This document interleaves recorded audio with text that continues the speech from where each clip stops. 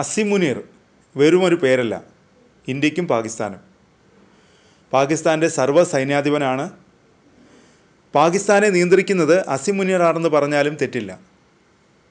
അസീം മുനീറിൻ്റെ ചില വികല ചിന്തകളാണ് പഹൽഗാം ആക്രമണത്തിനും തുടർന്ന് ഓപ്പറേഷൻ സിന്ദൂർ എന്ന ഇന്ത്യയുടെ ഭീകരവിരുദ്ധ പോരാട്ടത്തിനും കാരണമായത്. അത്രയും അപകടകാരിയാണ് അസീം മുനീർ. ഇന്ത്യ പാക് സംഘർഷം ഏതാണ്ട് ശാന്തമായി. ഒരു യുദ്ധത്തിൽ നിന്ന് അസീം മുനീർ കഷ്ടിച്ച് രക്ഷപ്പെട്ടു. പക്ഷേ ഇപ്പോൾ മറ്റൊരു യുദ്ധം അദ്ദേഹത്തെ കാത്തിരിക്കുന്നു. ഇത്തവണ സ്വന്തം നാട്ടിൽ തന്നെയാണ് ആ യുദ്ധം. അദ്ദേഹത്തിൻ്റെ പഴയ ശത്രു ഇമ്രാൻഖാനാണ് ഇക്കുറി പാകിസ്ഥാൻ്റെ സർവ്വസൈന്യാധിപന് വെല്ലുവിളി ഉയർത്തുന്നത്. ഒരിക്കലും വിട്ടുപോകാത്തൊരു തലവേദന പോലെയാണ് അസീം മുനീറിന് ഇമ്രാൻഖാൻ. ഇമ്രാനെ അറസ്റ്റ് ചെയ്തു, ശിക്ഷ വിധിച്ചു.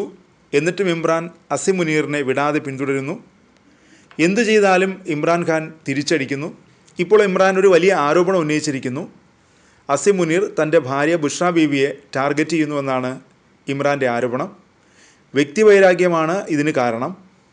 അല്പം പിന്നിലേക്ക് പോകാം. ഇമ്രാൻ പാകിസ്ഥാൻ്റെ പ്രധാനമന്ത്രിയായിരുന്ന കാലം. അന്ന് അസീം മുനീർ പാകിസ്ഥാൻ്റെ രഹസ്യാന്വേഷണ വിഭാഗമായ ISIയുടെ തലവനായിരുന്നു. ഇമ്രാൻ പറയുന്നത് ഇങ്ങനെയാണ്: പ്രധാനമന്ത്രിയായിരിക്കെ ഞാൻ മുനീറിനെ ISI മേധാവി സ്ഥാനത്ത് നിന്ന് നീക്കം ചെയ്തു.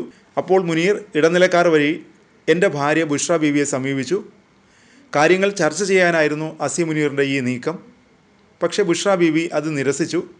തനിക്ക് അത്തരം കാര്യങ്ങളിൽ യാതൊരു പങ്കുമില്ലെന്നും മുനീറിനെ കാണാൻ താല്പര്യമില്ലെന്നും അവർ വ്യക്തമാക്കി. അസീം മുനീറിന് ഭാര്യയോട് വ്യക്തിവൈരാഗ്യം ഉണ്ടാകാൻ കാരണം ഇതാണെന്നാണ് ഇമ്രാൻഖാൻ അവകാശപ്പെടുന്നത്.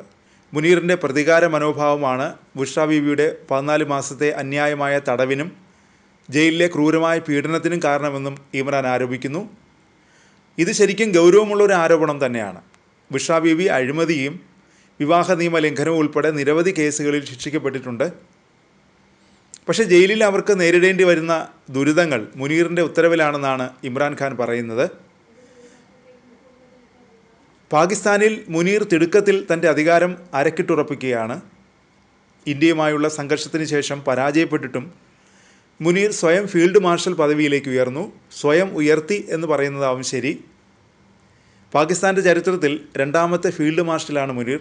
ജനപ്രീതിയും അദ്ദേഹത്തിന് അനുകൂലമാണ്. കഴിഞ്ഞ മാസത്തെ ഒരു സർവേയിൽ 82% പാകിസ്ഥാനികളും സൈന്യത്തിൻ്റെ പ്രവർത്തനത്തെ വളരെ നല്ലത് എന്ന് വിലയിരുത്തി. ഇനി എന്തിനാണ് ഇമ്രാൻ അസീം മുനീറിനെ ആക്രമിക്കുന്നത്? ജനവികാരത്തിനെതിരായല്ലേ ഖാൻ പോകുന്നത്? ഒരുപക്ഷെ ആവാം. എന്നാൽ 2 കാര്യങ്ങൾ പ്രധാനമാണ്. ഒന്നുകിൽ സൈന്യം ഈ ജനപ്രീതി കൃത്രിമമായി സൃഷ്ടിച്ചതാണ്, അല്ലെങ്കിൽ ഖാന് ഈ റിസ്ക് പ്രശ്നമല്ല. അദ്ദേഹം മുനീറിനെ എതിർക്കാൻ തയ്യാറാണ്, ജനവികാരം എന്തു തന്നെയായാലും. ഇമ്രാൻ പറയാനിടയുള്ളത് ഇതാണ്: താൻ സൈന്യത്തിനെതിരല്ല, മുനീറിനെതിരാണ് എന്നാണ്. മെയ് മാസത്തിൽ ഇന്ത്യയുമായുള്ള സംഘർഷത്തിന് ശേഷം ഇമ്രാൻ സൈന്യത്തെ പ്രശംസിച്ച് ഒരു പ്രസ്താവന ഇറക്കി. മുനീറിൻ്റെ പേര് പരാമർശിക്കാതെയായിരുന്നു ഈ പ്രസ്താവന.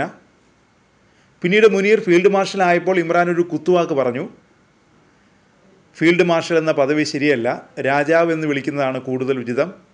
കാരണം പാകിസ്ഥാൻ ഇപ്പോൾ കാടിൻ്റെ നിയമങ്ങൾക്ക് കീഴിലാണ്. കാട്ടിലൊരു രാജാവേ ഉള്ളൂ. അത് നല്ലൊരു കുത്തുവാക്കായിരുന്നു. എന്തിനാണ് ഇമ്രാൻ ഇത്രയും ശക്തമായി മുന്നോട്ട് പോകുന്നത്? എന്നും ജയിലിൽ തുടരാനാണോ അദ്ദേഹത്തിന് താല്പര്യം? അങ്ങനെ തോന്നുന്നില്ല. പക്ഷേ ഈ 2 പേർ തമ്മിലുള്ള ശത്രുത വളരെ പഴക്കമുള്ളതാണ്.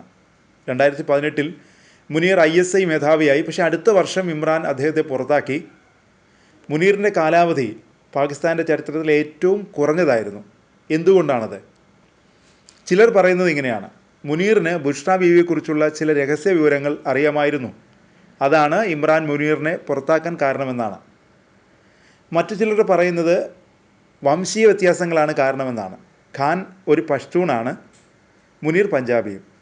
കാരണം എന്തു തന്നെയായാലും ഈ 2 പേർക്കും പരസ്പരം ഇഷ്ടമല്ല. അവരുടെ ശത്രുത ഇതിനകം ഒരു സർക്കാരിനെ അട്ടിമറിക്കുകയും തിരഞ്ഞെടുപ്പുകളിൽ കൃത്രിമം നടന്നുവെന്ന അവകാശവാദങ്ങൾ ഉയർത്തുകയും ചെയ്തിട്ടുണ്ട്. ഇപ്പോൾ മുനീറിനാണ് മുൻതൂക്കം. പക്ഷേ ഇമ്രാൻ വിട്ടുകൊടുക്കുന്നില്ല. ഒരുപക്ഷെ ജനങ്ങൾ രഹസ്യമായി തൻ്റെ പക്ഷത്താണെന്ന് അദ്ദേഹം വിശ്വസിക്കുന്നുണ്ടാവും. അല്ലെങ്കിൽ പാകിസ്ഥാൻ്റെ സാമ്പത്തിക പ്രശ്നങ്ങൾ മുനീറിന് മേൽ സമ്മർദ്ദം ചെലുത്തുമെന്ന് അദ്ദേഹം കണക്കുകൂട്ടുന്നുണ്ടാവാം. ഒരു കാര്യം ഉറപ്പാണ്: ഈ കടുത്ത ശത്രുത പാകിസ്ഥാൻ്റെ ഭാവിയെ തന്നെ നിർണ്ണയിക്കാൻ പോകുന്നതാണ്.